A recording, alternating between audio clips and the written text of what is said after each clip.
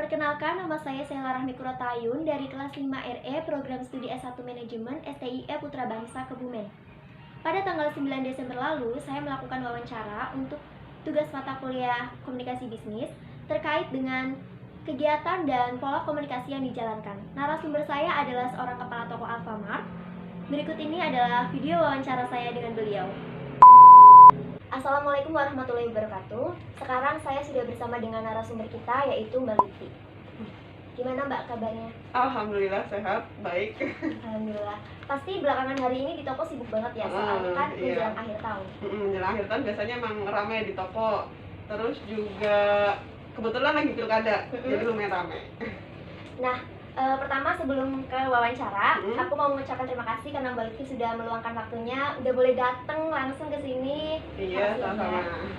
Ya, untuk mempersingkat waktu kita langsung aja. Sudah berapa lama sih Mbak Lutfi bergabung dengan Alfamart?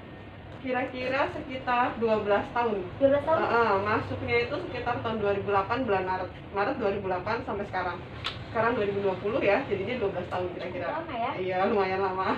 Kira-kira masih ingat nggak pertama kali bergabung dengan Alfamart itu ditempatkan di Alfamart mana? Pertama kali di Kabupaten Purworejo. Di Purworejo? Terus waktu bergabung itu masuknya, masuk langsung jadi kepala toko atau menempati posisi apa?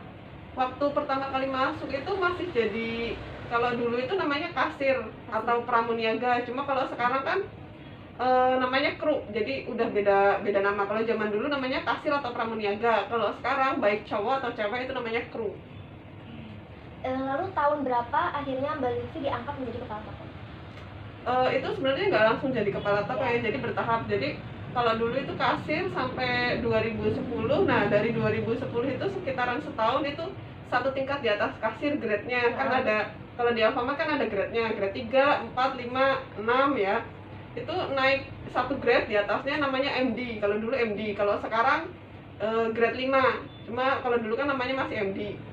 Itu habis itu satu tahun, baru satu tahun lagi naik jadi asisten kepala toko. Baru satu tahun lagi berikutnya baru jadi kepala toko. Itu waktu itu masih di Purworejo atau udah pindah? Udah pindah di Gombong. Kita flashback sebentar ya. Waktu diangkat jadi kepala toko itu perasaannya gimana? Senang Perasaannya atau khawatir karena takut nih tugasnya tidak dapat dijalankan dengan baik, atau takut karena kan kalau naik jabatan otomatis tanggung jawabnya bertambah? Iya, kalau ya susah senangnya ada ya pasti. Kalau senangnya yang namanya naik jabatan pasti naik gaji. Terus insentifnya pun nambah kan. Cuma kalau nggak enaknya ya tanggung jawabnya itu otomatis kan tambah banyak. Terus beban yang dipegang juga tambah banyak, otomatis ya itu nggak enaknya tuh di situ. Kalau ada kesalahan apapun misal dari toko ada kesalahan apapun, baik itu kesalahan permasalahan toko ataupun personil yang di toko, itu yang kena duluan kepala tokonya. Kayak gitu gak enaknya. Oke. Selanjutnya boleh kasih tahu nggak ke kita apa aja sih tugas orang kepala toko itu? Kalau kepala toko sebenarnya sih tugas utamanya cuma memastikan aja ya, memastikan ya baik itu transaksi di toko, baik itu targetnya berapa, kasir tercapai apa enggak. Paling itu sebenarnya tugasnya memastikan aja. Cuma pada kenyataannya ya kita memastikan, kita juga ikut bantuin tugas-tugas kasir, apa tugas-tugas anak toko itu harus ngapain aja. Jadi nggak cuma memastikan aja, kita juga ya buka toko ya otomatis kita mendisplay barang, nata barang juga, kita ngitung barang juga, karena setiap hari itu kan barang dihitung, barang yang ada di toko itu sebenarnya bukan murni tugas kepala toko, cuma karena itu emang harus dikerjakan ya, yang kebagian nge-shift ya itu dikerjain juga, tergantung yang nge-shift. Oke, intinya tanggung jawabnya cukup besar. Terus pertanyaan selanjutnya, ini sih harusnya tanyanya ke anak buahnya Mbak Lutfi, tapi karena di sini bintangnya Mbak Lutfi, jadi tanyanya ke Mbak Lutfi aja. Kira-kira nih, menurut Mbak Lutfi itu dikenal sebagai bos yang seperti apa di mata anak buah? Kalau anak-anak toko yang bilang nih ya bukan anak toko aja, toko sebelah sama sebelahnya lagi juga bilangnya kayak gitu. Kalau Bu Lutfi itu orangnya cerewet. Kalau ini kayak gini. Kalau ya namanya cewek kan cerewet, cuma kan emang kadang suka ada dari mungkin anak toko sebelah, kayak Alfamart di Gombong kan nggak cuma satu aja. Ada Alfamart yang di PKU, ada yang di depan Bares ya. Itu kadang kalau emang nggak kenal, bilangnya itu kepala tokonya yang mulut itu gelap banget. Jadi kan kita sama-sama tahu nih kalau saya ini belum bekerja, belum punya pengalaman kerja apapun. Dengan pengalaman Mbak Lutfi yang udah lumayan lama ya, 12 tahun bekerja, bagaimana sih cara membangun hubungan yang baik antara cara membangun hubungan yang baik dengan atasan maupun dengan bawahan? Pasti kan berbeda kan cara berkomunikasinya, cara bersikapnya. Bisa nggak digambarkan, ceritakan? Kalau semisal ke bawahan, ya kita deketinnya ya, kalau misalnya ngerjain sesuatu atau kasih instruksi sesuatu, itu jangan disamakan ketika ngomong. Misal saya ngomong sama yang sesama kepala toko, sama yang kalau saya ngomong ke bawahan saya, itu pasti ada perbedaannya.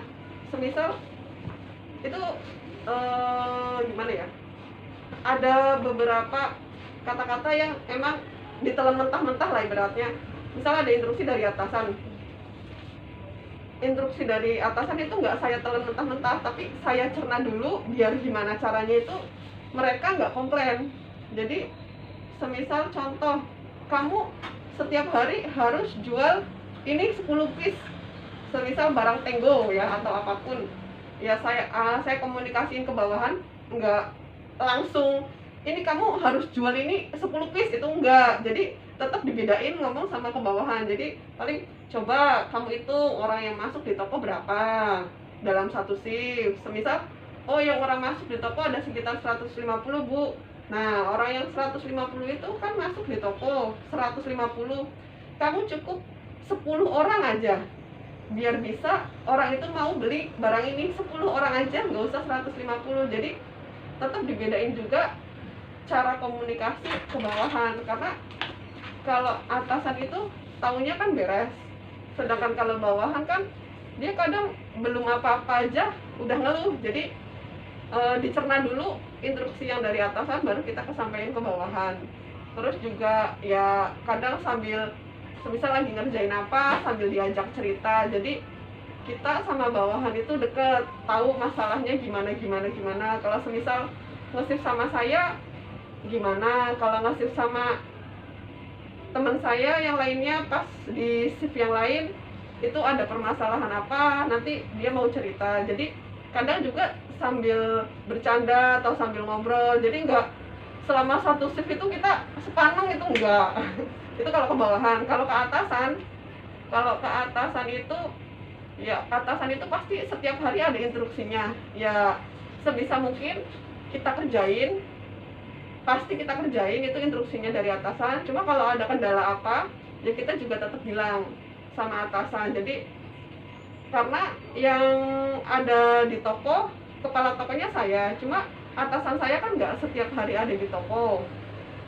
Sebisa mungkin kalau ada apa-apa, permasalahan apapun, tetap saya sampaikan by telepon, kalau nggak by WA ya, karena nggak setiap hari itu atasan saya di toko. Jadi setiap hari pasti info lewat telepon atau lewat WA, kecuali kalau dia kunjungan ke sini disampaikan lewat secara langsung. Cuman kayak gitu. Tapi aku pengen tahu nih, seberapa suka dan cinta Mbak Lutfi dengan pekerjaan Mbak Lutfi? 1 sampai 10. 8. 8/10. Berarti bisa dibilang cinta ya Mbak? Cinta. Orang kalau lagi libur aja nih, libur pasti mampir ke toko. Mampir. Entah itu beli apa, ada aja yang ditengok. Itu kalau lagi libur pasti pengen ke toko. Tapi kalau di toko ya biasa pengen libur. Cuma kalau libur ya pasti ke toko. Oke. Sudah selesai, pertanyaan sudah terjawab semua. Aku mau bilang terima kasih sekali lagi sudah bersedia menjadi narasumber, sudah meluangkan waktunya. Terima kasih juga untuk pesannya. Iya. Pokoknya terima kasih. Terus juga mohon maaf apabila ada salah-salah kata atau kata-kata yang menyinggung. Iya. Ya, saya juga ini yang bisa disampaikan ya. Sepengetahuan saya paling cuma itu aja ya. Mungkin kalau misalnya saya dapat pengalaman yang lebih banyak lagi, mungkin yang disampaikan lebih banyak lagi. Cuma sesuai pengalaman saya cuma itu, jadi ya cuma bisanya itu aja yang disampaikan. Nah, ini udah cukup sih. Oke, makasih ya Mbak. Iya, sama-sama Sela. Sekian video wawancara ini. Wassalamualaikum warahmatullahi wabarakatuh.